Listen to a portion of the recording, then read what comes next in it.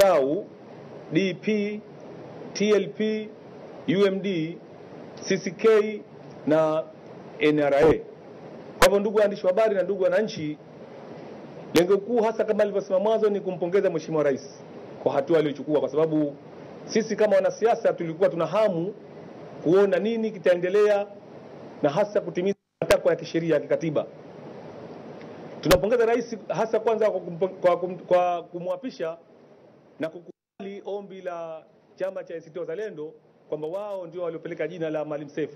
Na Mheshimiwa Rais bila kinyongo, kwa sababu yeye alikuwa na haki ya kukataa aidha jina hilo au kukubali, lakini kwa kuwa Mheshimiwa Rais ni mtu wa hekima, akaona kwamba amteue Mheshimiwa Maalim Seif Sharif Hamad kuwa makamu wa kwanza rais, na tayari amekushakula kiapo. Kwa hivyo sisi kama wanasiasa tukasema tumpongeze Mheshimiwa Rais kwa hatua hizo alizofikia za kikatiba. Lakini vile vile tunampongeza Mheshimiwa Rais kwa hatua hiyo ya kutimiza zile kauli zake kabla ya uchaguzi, wakati wa kufunga kampeni za Mapinduzi CCM, lakini vile vile siku ambayo aliapishwa pale Amani, aliwahutubia wananchi na kusema kwamba atashirikiana na vyama vya siasa kuunda serikali ya umoja wa kitaifa, hiyo GN. Lakini kwa bahati nzuri pia alizungumza mengi pale na kuomba wananchi wa Zanzibar tushirikiane naye, na hususan na sisi wanasiasa. Kwa hivyo naomba niwaambie tu waandishi wa habari na ndugu wananchi, sisi viongozi wa vyama vya siasa kwa umoja wetu tunampongeza kwa hatua hizo ambazo amezitimiza. Na vile vile tunapenda kumweleza kwamba sisi umoja wetu tutatekeleza kwa vitendo yale ambayo yote aliyoyazungumza, kwa sababu alizungumza mengi tu: wajibu wa viongozi, wajibu wa wananchi, na pia vile vile wajibu wa vyama vya siasa. Kwa hivyo sisi kama viongozi wa vyama vya siasa pia tuna wajibu wetu katika kumsaidia Mheshimiwa Rais wa Zanzibar ili kuwaletea wananchi wa Zanzibar zile raha ambazo amezungumza katika chaguzi na vile vile siku ambayo aliapishwa na mpaka sasa hivi. Lakini ndugu waandishi wa habari na ndugu wananchi, naomba kwanza tukanushe kauli ambazo zipo huko nje, na hasa kauli ambayo imezungumzwa leo na makamu wa kwanza wa rais. Kwa kweli tunasikitika sana. Tunasikitika hasa hii leo asubuhi hii kwa kuambia wanachama wake pale Vuga kwamba kuna baadhi ya vyama vya siasa vinatumiliwa na serikali. Lakini si kutumiliwa tu, pia akawaambia kwamba vyama hivi na viongozi wao bado hawajapewa nyadhifa zozote. Kwa hivyo hili tunalisikitikia, kwa sababu tuliona Maalim Seif kwanza yeye ni makamu wa kwanza wa rais, hilo la kwanza, lakini vile vile ni mwenyekiti wa chama cha ACT Wazalendo. Lakini kinachosikitisha, wakati pale Ikulu anakula kiapo cha kuwa makamu wa kwanza wa rais, alikula kiapo kwa kusema kwamba atatunza siri za serikali na Baraza la Mapinduzi. Lakini kwa bahati mbaya leo hii tayari ameshaanza kusema kwamba kuna mbali ya nafasi mbili za wawakilishi za mawaziri alizopewa, lakini vile vile kuna nafasi moja iko siri atapewa. Hasa sisi kama wanasiasa tunashangaa siri hiyo ambayo anaitunza iko wapi, wakati ambapo tayari anatoa kwa wananchi kwamba ipo nafasi imewekwa kwa ajili yao. Kwa hivyo sisi kama wanasiasa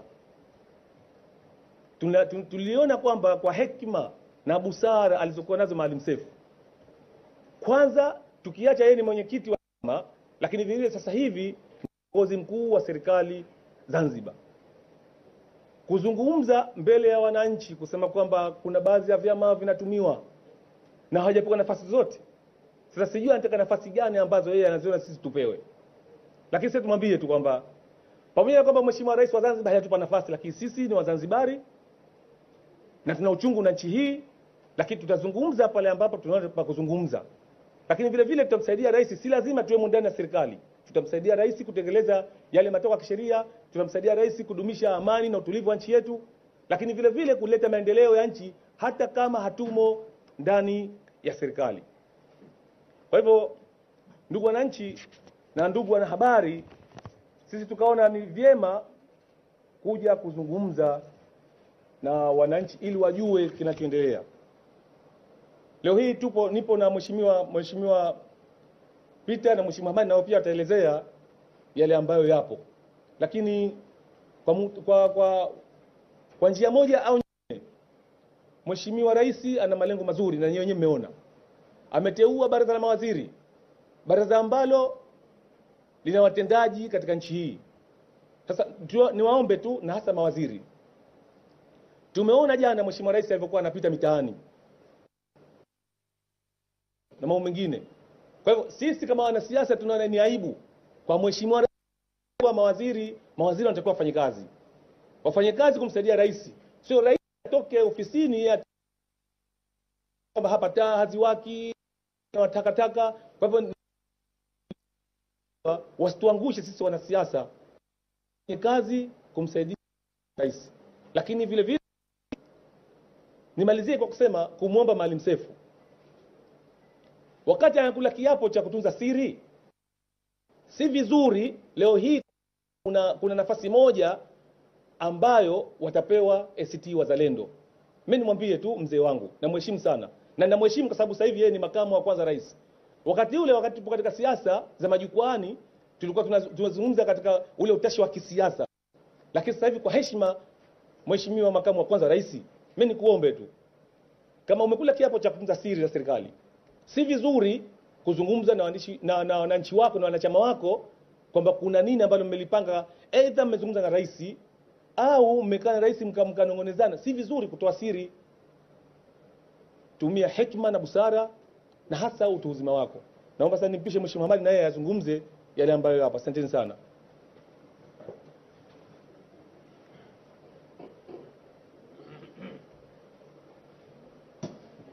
Ndugu waandishi wa habari na ndugu wananchi, asalamu alaykum.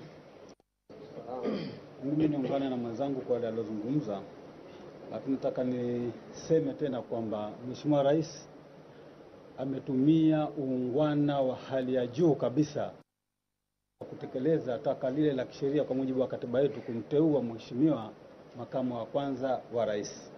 Amefanya jambo kubwa sana.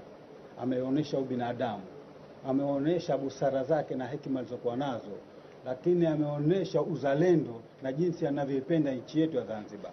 Lengo kubwa ni kutaka kuiona ile nchi yetu inakwenda mbele kimaendeleo, kwa sababu mheshimiwa aliahidi wananchi kuwapatia neema, na ndio maana anakusudia sasa kuwaunganisha wananchi ili zile neema na zile furaha zipatikane. Jambo hili alilolifanya Mheshimiwa Rais ni kwa mujibu wa sheria, lakini pia ni kwa mustakabali wa nchi yetu. Haikuwa sababu ya kufanya Maalim Seif kupata kiburi. Maalim Seif huitwa akashirikiana katika serikali asiwe na kiburi, asizungumze maneno ambayo kuwa yatawatoa watu kwenye mstari. Pamoja na changamoto zilioko ndani ya chama chake kwa wanachama wake, kama wanatoka wanaenda vyama vingine, hiyo ni hiari ya mwanachama, anaweza kufanya chochote ambacho anakihitaji. Isiwe sababu ya Maalim Seif kuanza sasa kuzungumza masuala ambayo sio mazuri, anaweza akaharibu. Kwa mujibu wa hali inavyoendelea na ilivyoonekana katika kikao cha asubuhi ya leo ya Maalim Seif, anaweza sasa akabadilisha ule taratibu tuliokusudia kwenda nao, akatuweka katika utaratibu mwingine. Sisi tunampongeza Mheshimiwa Rais, tunamwambia bado endelee kutumia hekima zake, aendelee kutumia busara zake, auone ule uzalendo na uzanzibari wake, aache yale yote ambayo anataka kumtoa nje ya mstari. Watu wasifanye mambo wakataka kumtoa nje ya mstari, wasitoke katika nje ya mstari, afuate mstari kama ulivyonyoka, kuiongoza nchi yetu, kuwaelekeza mawaziri wake na watu wake wengine katika kufanya kazi. Aache mambo yale ambayo yanaanza sasa kujitokeza katika hali hiyo. Sisi tunasema kwamba Mheshimiwa Rais wetu amefanya jambo kubwa kwa nchi yetu, na sisi tunaendelea kumuunga mkono, na tunamuunga mkono kwa sababu sisi hatutumiwi na mtu yoyote, hatutumiwi na chama chochote, hatutumiwi na serikali yoyote. Sisi tunafanya kazi kwa mujibu wa sheria, Sababu sisi tuna vyama vyetu vya siasa viko katika nchi hii kwa mujibu wa sheria. Lakini lengo letu kubwa ni kuona kwamba maendeleo katika nchi yetu yanapatikana, ni kuona kwamba amani katika nchi yetu inadumu, ni kuona kwamba wananchi wetu wanafanya kazi. Mheshimiwa Rais anaelekeza juu ya usafi, anaelekeza watu kufanya kazi kwa mujibu wote pale walipo, wahakikishe nao wanaingia katika kuipeleka nchi yetu kwenye uchumi wa bluu. Uchumi wa bluu hauji mikononi. Uchumi wa bluu unakuja kutokana na kila mtu na kazi yake. Fanya uboreshe kazi yako, ulipe kodi, nchi ndipo utaingia katika ule uchumi wa bluu. Uchumi wa bluu usikae kijiweni ukafikiria ukasema nasubiri uchumi wa bluu. Hakuna uchumi wa bluu ambao utakuja kijiweni. Uchumi wa bluu utaleta wewe pale unapofanya kazi. Kwenye konde yako uchumi wa bluu utakuja. Fanya bidii. Kwenye shughuli zako zote zile za maisha, fanya juhudi ya kazi kwa nguvu ili uchumi wa bluu sasa uje katika. Mimi nataka niishie hapo, nimpishe mwenzangu inshallah amalizie. Asante sana.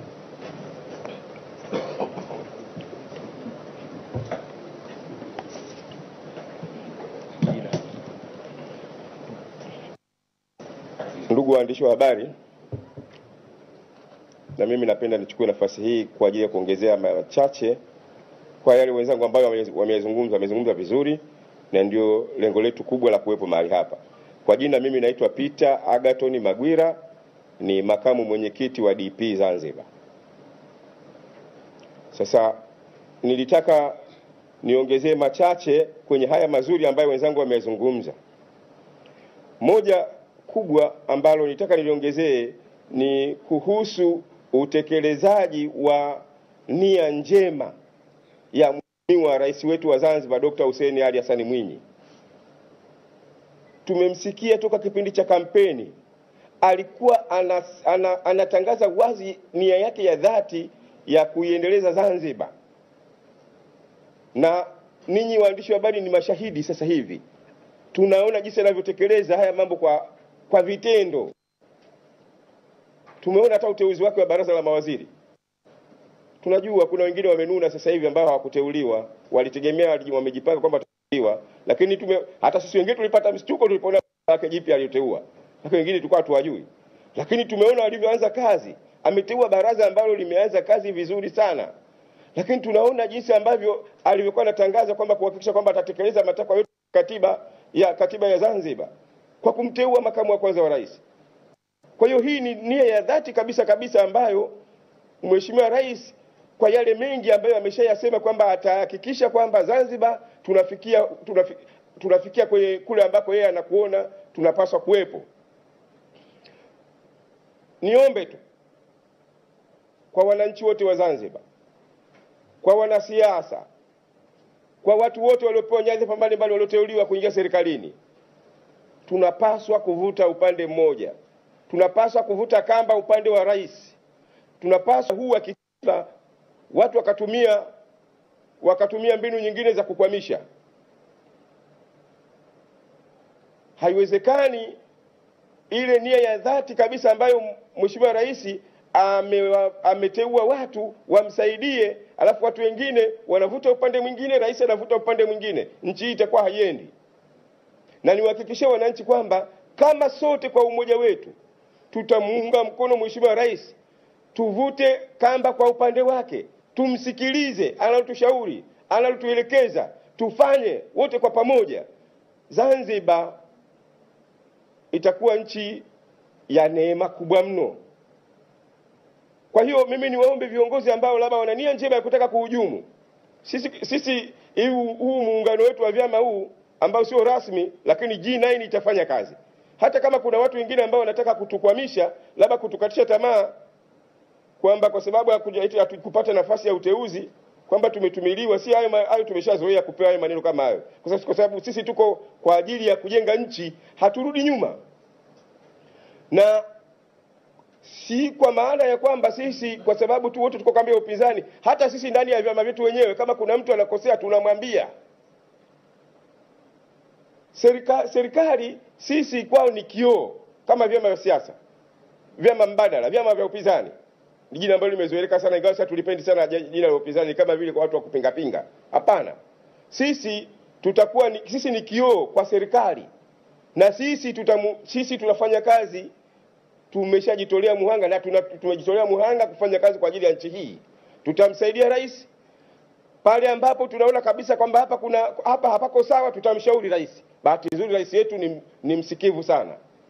Rais wetu hachagui mtu ambaye wa kupokea ushauri kutoka kwake, anaupima, na ukiwa mzuri anaufanyia kazi kwa haraka sana. Sisi popote pale, iwe wizara, tukiona mambo ambayo hayaendi, tutamshauri tu mheshimiwa rais. Na hata mheshimiwa rais tukiona kwamba hapa mheshimiwa rais, hapana, hapo unakosea, tutamwambia. Kwa hiyo iwe makamu wa kwanza wa rais tutamwambia, iwe makamu wa pili wa rais tutamwambia, ikiwa ni mawaziri tutawaambia, wakuu wa mikoa, wilaya tutawaambia kwamba hivi mnavyofanya sivyo. Kwa hiyo sasa tutaogopa. Kwa hiyo bahati nzuri leo tumeandaa hii press conference. Siji kama labda makamu wa kwanza alijua kama leo sisi tuna press conference, lakini ametangulia kumkutano mapema kukutana na wanachama wake. Lakini kwa bahati mbaya ametugusagusa huko. Mmesikia wenzangu mwanzo walivyosema. Yeye kwa sababu anajua ni makamu wa kwanza wa rais, anajua lazima atatakiwa tu kuwa na waziri tu kwenye ofisi yake. Nani asijue hicho kitu? Lakini asitegemee kwamba lazima atatoka kwenye chama chake. Hakuna kitu hicho kitakachomlazimisha rais. Hata kama atatakiwa atoke waziri katika ofisi ya makamu wa kwanza rais, tunajua hicho kitu sio siri. Sasa yeye anaona kwamba ni siri, na ambaye anachama yake ni siri. Siri gani hapo? Sasa asitake kutaka kumlazimisha rais amteue mtu kutoka ndani ya chama chake. Hicho kitu hakipo. Na wana ACT Wazalendo, hicho kitu rais atamtoa mahali pengine popote pale. Kwa hiyo asishangae hata kesho kutu hapa akitoka miongoni mwa kundi letu. Yeye amesema kwamba hatujateuliwa. Akitoka kwenye kundi letu kwenda kwa waziri kwenye ofisi yake, atakataa. Hawezi kukataa. Kwa hiyo rais ana uhuru wa kuchagua. Na kama umeapa kulinda siri za serikali, ukianza hata kusema hayo sio vizuri. Na maneno mengine pia naomba, tunajua ACT wanapaswa jipanga. Tunajua huko amegawanyika mno kuhusiana na maamuzi ya labda ya mheshimiwa kukubali uteuzi wa mheshimiwa rais. Lakini tunajua wamepitia michakato mbalimbali mpaka kufikia hatua hiyo. Tunajua kuna wengine hawajakubali, na kuna wengine ni kweli wanasema wanahama ACT, watafuta vyama vingine. Hata mimi kwangu watu wamkuja wanataka kuja DP. Sasa hiyo siwe tena wao wasionekane kama wamefanya jambo la ajabu sana kuhama ACT kuja DP au kwenda demokrasia makini au kwenda TLP. Usitumike vitisho katika kusawazisha mambo yao ya ndani yao ya chama. Wasitumie vitisho kuwatisha watu. Waache watu wafanye maamuzi, kwa sababu kila mmoja ana haki ya kikatiba ya kuchagua chama chochote anachotaka kwenda. Kwa hiyo mimi kwa ujumla nimalizie kwa kusema tu kwamba niwaombe sana viongozi wote, jamani tumuunge mkono mheshimiwa rais ili tuelekee kwenye nchi ya neema. Mheshimiwa rais ana maono mazuri sana kwa ajili ya Zanzibar.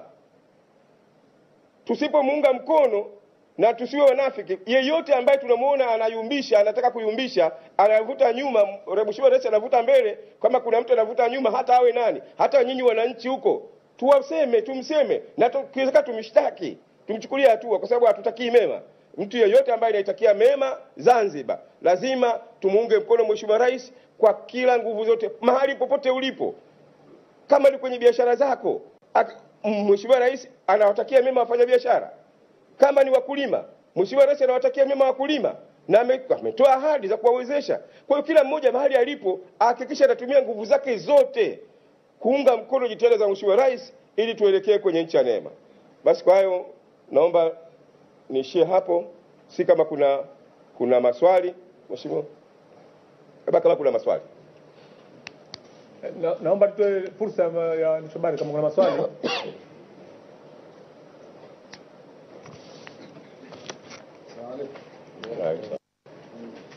Naomba watu wa kamera kwa swali langu tutakalouliza msinukuu wala msiniripoti. Tuko live. Basi nitauliza kwa maandishi.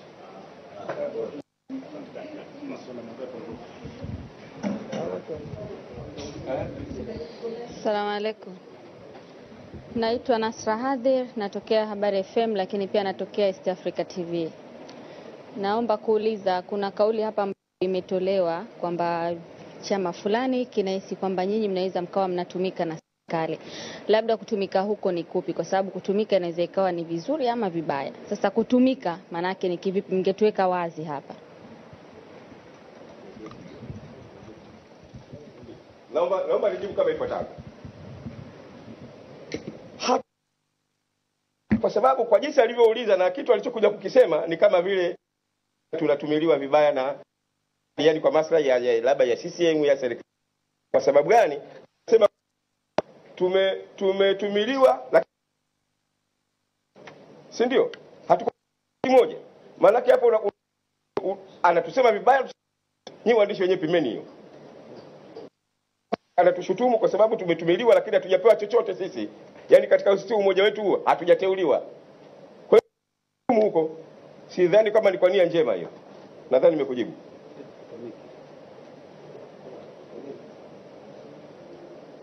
Naam.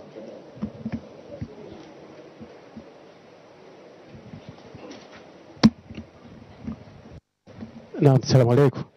Mimi naitwa Mwinyi Sadala natokea Bomba FM Radio. Swali langu la kwanza, wakati hapo mwenyekiti wa umoja wa vyama vya siasa G9 ni mwenyekiti alivyojitambulisha mwenyewe wa huo umoja, katibu Swali langu la kwanza linaanzia kwenye huu umoja wenu.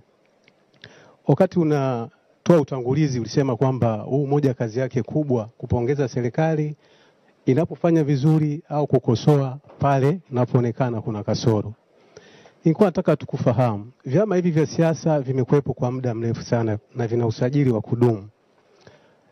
Lakini tumekuwa tukishuhudia hii serikali ya awamu ya 8 chini ya uongozi wa Rais Dr. Hussein Ali Mwinyi tangu aingie madarakani na kuunda baraza la mawaziri. Tumekuwa tukishuhudia anaibua mambo mengi sana yenye kasoro katika miradi ya maendeleo. Na hata kuzungumzia kuna matatizo ya ukwepaji wa kodi. Labda vyama vya siasa nyinyi katika kusimamia misingi ya demokrasia na haki za binadamu na utawala bora ni sehemu ya majukumu yenu kama vyama vya siasa. Haya matatizo yanayojitokeza sasa hivi yanaibuliwa sasa hivi yakiwa matatizo ya ukwepaji kodi yanazungumzwa, nyinyi miaka yote hii mlikuwa muyaoni au nini ilikuwa tatizo mpaka mkaamua kukaa kimya na sasa hivi yanakuja kuibuliwa na serikali ya awamu ya 8? Na swala langu la pili, mmeshiriki uchaguzi wa 2020 lakini kwa mujibu wa matokeo ya uchaguzi G9 umoja wenu matokeo si mazuri sana. Mmeshindwa kupata hata diwani. Mnadhani kwamba nini tatizo paka mkapata matokeo ambayo si ya kuridhisha kiasi kwamba hata diwani hamkuweza kumpata? Na swala langu la mwisho, mmeahidi hapa kwamba mpo tayari kufanya kazi pamoja na serikali ya awamu ya 8 kumsaidia rais, na mmesema mmefurahishwa sana na utendaji wake wa kazi alivyoanza pamoja na mawaziri. Labda mpango kazi wenu wa kumsaidia rais na serikali yake uko vipi, labda mngetuambia?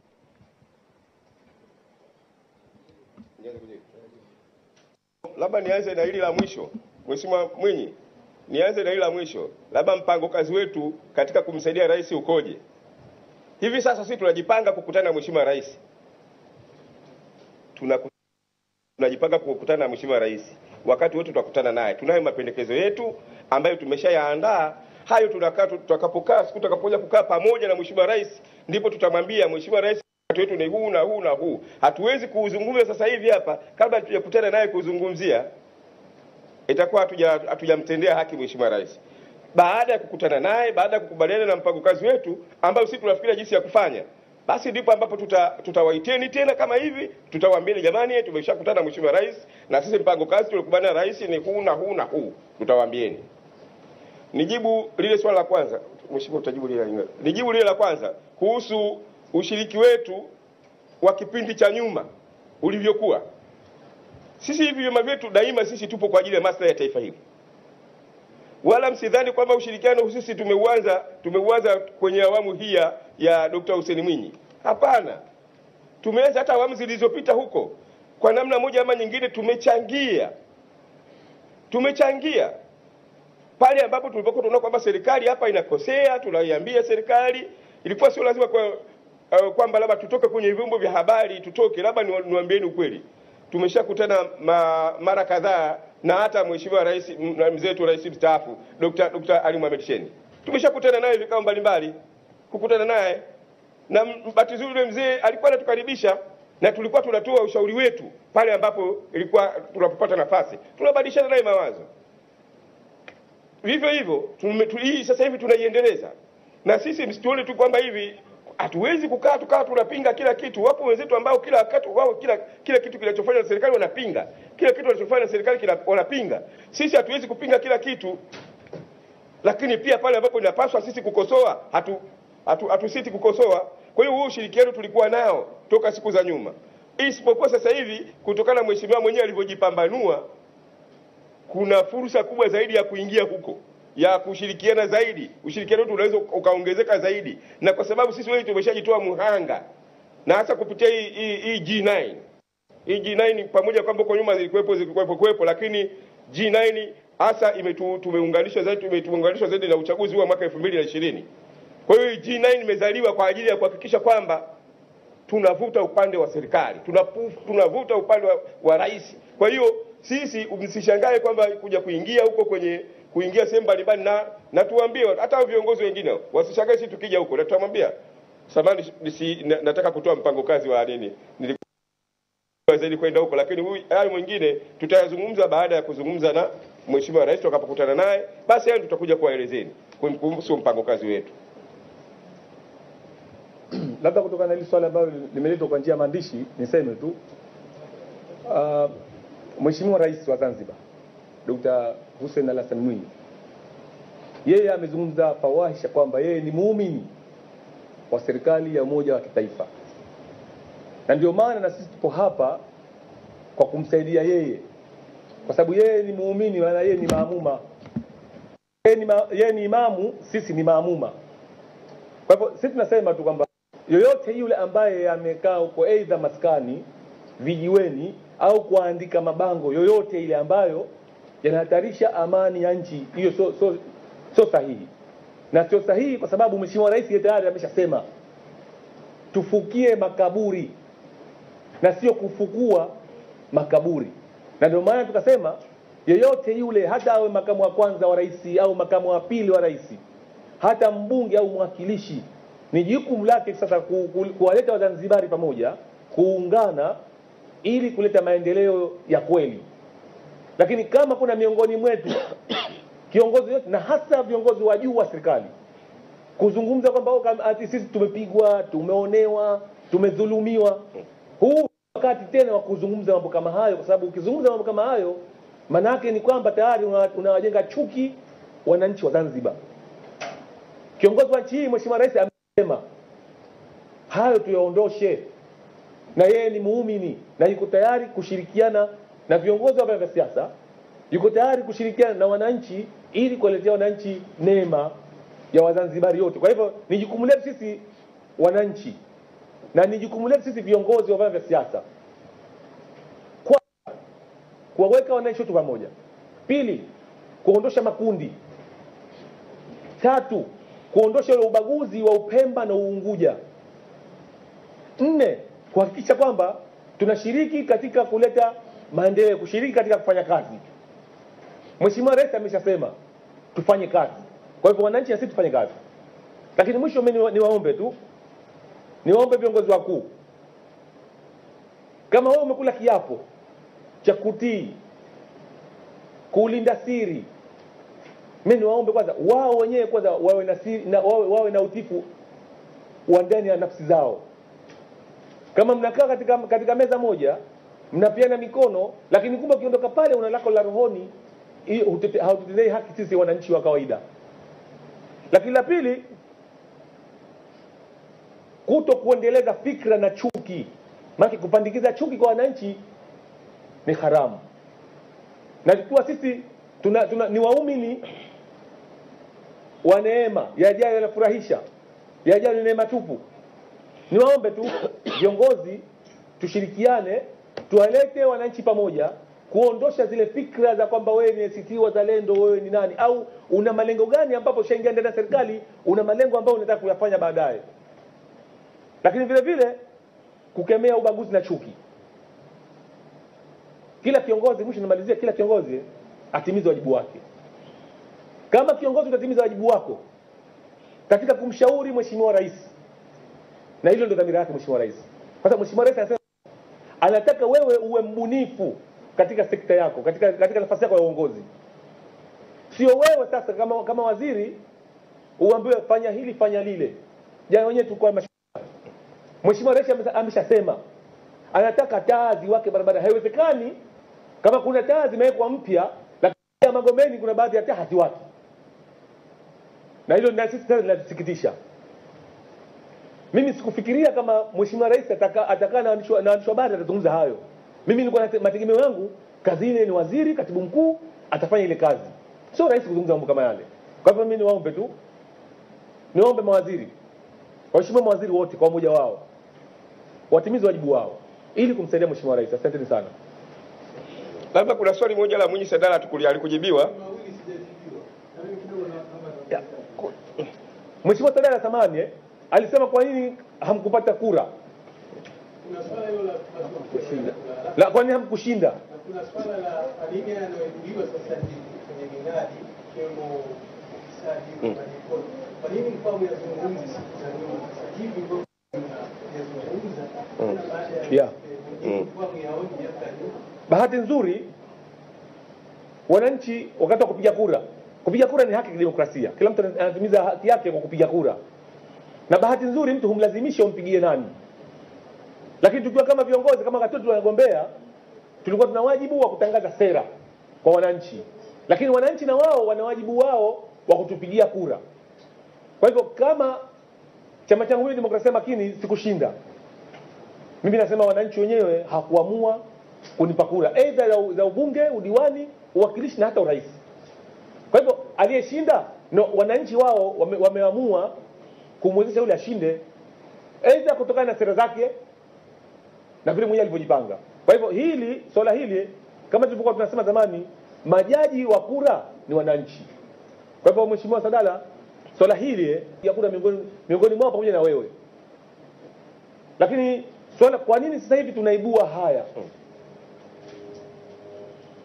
Kama ulikuwa mwanafunzi mzuri katika darasa lako, mwalimu anayekusomesha kama na yeye yule mwalimu anayekusomesha alikuwa ni mzuri katika kuwashirikisha wale wanafunzi wake ndani ya darasa, obviously hata wanafunzi na wao darasa lile litakuwa lina muhemko wa kuuliza maswali, wa kuhoji na mambo mengine. Na ndio maana kwa mfano hai huo niliotoa, serikali ya awamu 8 imekuwa tofauti na awamu zilizopita. Kila awamu ina mambo yake na mikakati yake. Dr. Mwinyi yeye alichokifanya kwanza kuwashirikisha wananchi na kuwa muwazi. Hata ile hofu ya wananchi na hofu ya sisi viongozi imetutoka. Wakati wa utawala wa Dr. Ali Mohamed Shein kulikuwa kuna mambo na yeye pia tulikuwa tunamshauri kwa wakati wake. Na tulikuwa tunamuunga mkono kwa wakati ule. Kwa hivyo sasa hivi na sisi tunaibua haya kwa sababu tayari Mheshimiwa Rais ameshatuelekeza, ameshakuwa muwazi kwamba ndugu wananchi, ndugu viongozi, kila mmoja atimize wajibu wake. Na ndio maana sisi kama viongozi wa vyama vya siasa kwa mujibu wa sheria za nchi na sheria za vyama vya siasa tuna wajibu wa kuzungumza kama tulivyosema mwanzo pale ambapo tunaona serikali inafanya vizuri, lakini vile vile tuna wajibu wa kukosoa. Sio kwamba kitu hicho si kizuri na ukasema hiki ni kizuri. Kama ikiwa rangi nyekundu ya Simba, unasema bwana hii ni rangi nyekundu ya Simba. Yanga. Kama hii ikiwa rangi ya kijani ni ya Yanga. Sasa hii ni rangi ya kijani ni ya Yanga. Kwa hivyo sisi ndio maana tukasema hata kama Mheshimiwa Rais katika wetu huu wa G9 ambao hauko rasmi, hata kama hajauteua, lakini sisi tutamsaidia Mheshimiwa Rais hata tukiwa huku nje. Kwa sababu tuna wajibu huo tukiwa kama ni viongozi wa vyama vya siasa. Tunawashukuru sana ndugu waandishi wa habari, tunawashukuru sana ndugu wananchi mnaotazama moja kwa moja live kipindi hiki. Asanteni sana. Simu yangu bwana telefoni yako hivi. Na mtazamaji wa ZBC, kumbuka tu tulikuwa hapa tunamsikiliza katibu wa umoja usio rasmi wa G9 ambapo mengi tumeyasikia kutoka ukumbi huu wa Wizara ya Habari. Sina la ziada, ni kurejeshe studio kwa ajili ya kuendelea studio.